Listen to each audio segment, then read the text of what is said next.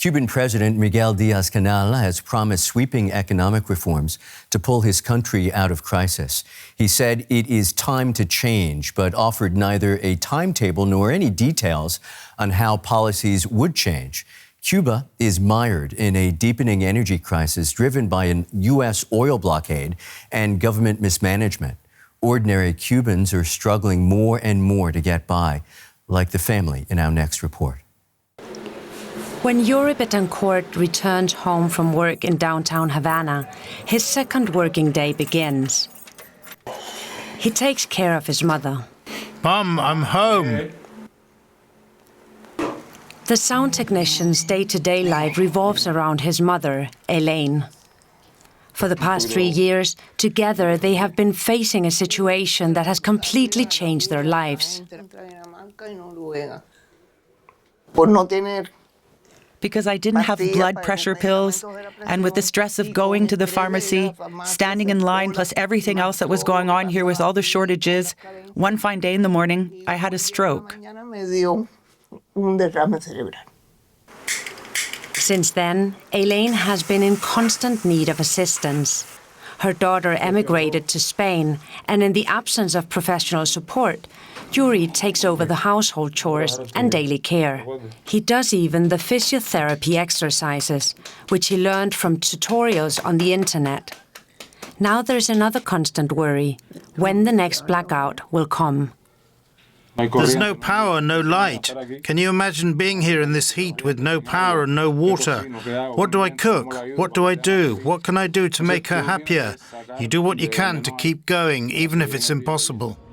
Since the beginning of the year, Cuba has been going through one of its most severe energy crises in recent decades. The island imports more than half of the fuel it needs. After a brief relief due to the arrival of Russian crude oil, some areas are again dealing with blackout of more than 20 hours a day. Former Cuban diplomat Carlos Alzugaray believes the crisis has more than one cause. It's a combination of two factors: the fuel blockade that the United States has imposed on Cuba and neglect by the Cuban government. The government did not think ahead and look for alternative energy sources. The main one, of course, is the sun. The state is now expanding its photovoltaic capacity with the support of China, and demand for private solar installations is also on the rise. Until 2 years ago, Juan Pablo and José Carlos worked as web developers. Now they install panels on the roofs of Havana for a private Cuban company called Ingenious. I think there is going to be a transition, very slowly, and that especially the private sector will help a lot in that sense.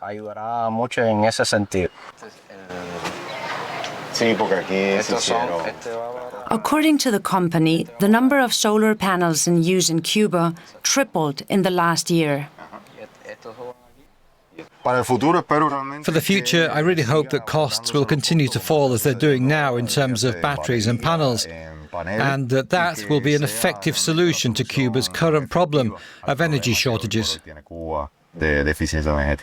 Currently, a basic solar unit can cost several $1,000s. That's beyond the reach of most Cuban families.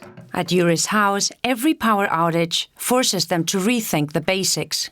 You can't keep food for long without power. You have to live day by day. Battery power is all they can rely on. And so, for the last few hours of the day, Yuri and his mother make the most out of the last bit of light coming from the neighbor's generator. Ricardo Torres-Perez is a Cuban economist and research fellow at the Center for Latin American and Latino Studies at American University in Washington, D.C. Ricardo, welcome. Cuba has often struggled with economic crises. What makes this one different? Thanks for having me. Yes, we do believe that this time we are witnessing a different type of crisis. First of all, before in previous decades, especially in the early 90s, when the so-called special period hit Cuba after the demise of the Soviet Union, Cuba was coming from a period of, high growth, public services were in good shape, inequality was very low. And this time, all of that has changed. So Cuba actually entered this crisis after a period of stagnation. The quality of social services have come down, and inequality in the country is very high. So meaning that there is a segment of the population that is especially hit hard by the crisis. On top of that, before there were some avenues that were available for the government to cope with the crisis. Cuba, resorted to foreign investment, remittances, tourism, international tourism that also became kind of a big industry in Cuba. At this time, it feels different. Foreign investment is not coming to the country. And even Cuba's allies, especially Russia and China, are not providing the type of support that I think some people in Cuba were expecting at this time. So yes, it is different. So what bears more responsibility for this crisis, the U.S. oil blockade or failures by the Cuban government? Well, actually, to be honest, this is a combination. So what we're seeing today, the severity of this crisis and the big impact this is having on people's lives is a combination of events. I think there are, short-term shocks that have, affected Cuba in the last few years, and also some structural issues. Structurally, we've known for a long time that the type of economic system that Cuba has, they don't work. I mean, they've been tried in other countries, different sizes, development levels, history. They've never worked. And so that have been, part of Cuba's permanent sort of stagnation and crisis for a long time. At the same time, in the last few years, there have been a few shocks that are important. First of all, Cuba at some point became very dependent on Venezuela. Once Venezuela started shipping less oil to Cuba, that impacted the economy in a negative way. The pandemic. Cuba, as I said, very dependent on international tourism, major industry, employs a lot of people. That was severely affected by the COVID-19 pandemic. Then the first Trump administration also introduced some sanctions that especially impacted foreign investment and remittances. So that's also been part of the conversation. So there is a compounded effect here, as I said, some short-term shocks through the years, and then structural problems that have rocked Cuba's economy for decades. Well, I'm curious about your perspective on this. What would better governance have looked like, and where did Havana fall short? I think, an important part of the conversation is the geopolitical reading of Cuba's situation. And by that, I mean, Cuba's a small country, it's a developing country sitting 90 miles away from the biggest economy in the world. So at some point, you've got to reckon with the fact that any sensible and successful development strategy for Cuba will need to involve the United States at some point. So it's inevitable. It's a major power there. It's a big market. So everything essentially that Cuba needs, the U.S. can provide. At the same time, as I said, there is an issue with the economic model. And one may say even the political system as well. But that means, for instance, that the private sector must play a far larger role in Cuba's economy and also functioning markets, something that the Cuban system has neglected for decades. And so we are seeing the consequences of that. And at the same time, more institutional capacity, frankly speaking, within the public sector to be able to design and implement better policies, because there's also been policy mistakes, costly ones, in the last few decades.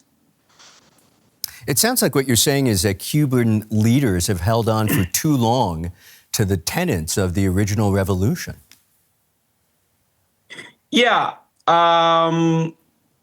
For a long time, I mean, essentially these 67 years, one way or the other, Cuba managed to find a foreign ally willing and able to provide some sort of preferential treatment, very generous assistance to Cuba in different ways. First and foremost, the Soviet Union for 3 decades, and more recently Venezuela, which was basically essentially about oil. And so that has, I think, in my opinion, delayed the necessary discussion about what are the problems in this system that mean that we have to rely on a foreign country more than facing reality and do what it takes at home to make it work, to make this economy work. And I think it's only now that the allies that are out there are not providing the type of support that Cuba wants, that the Cuban leadership is reckoning with this harsh reality, I think. And I think that's a pending issue. Doing homework about Cuba's domestic problems instead of finding a solution overseas. I wonder, Ricardo, whether you can envision a scenario in which that reality gets so bad, becomes so dire, that Cubans could actually rise against their government. Well, first of all, the reality is already very bad. I mean, we are not talking about the future. Could it be so bad right now that Cubans could rise against the government? I mean, I don't think anyone is in a position to rule out that possibility at this time. And frankly speaking, Cubans have been protesting against the government for a number of years already. I mean, true that those protests have not, been massive and nationwide in reach, but nonetheless important. That was essentially unseen in Cuba just 8 years ago. And so we are seeing now more and more of that. So it means that, there is a proportion of the population that is certainly not happy with what they are dealing with. And as I said, that always remains a possibility. The situation is already very bad. Blackouts are frequent and long, and they just make life unbearable for a significant part of the Cuban population. Economist Ricardo Torres-Perez, many, many thanks. Thank you.